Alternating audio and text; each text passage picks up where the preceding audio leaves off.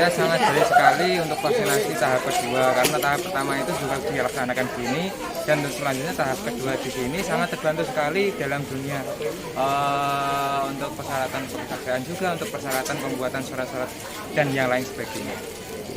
Kemudian kalau mau keluar kota juga harus pakai SIM juga. Jadi keduanya menjadi syarat utama untuk keluar kota.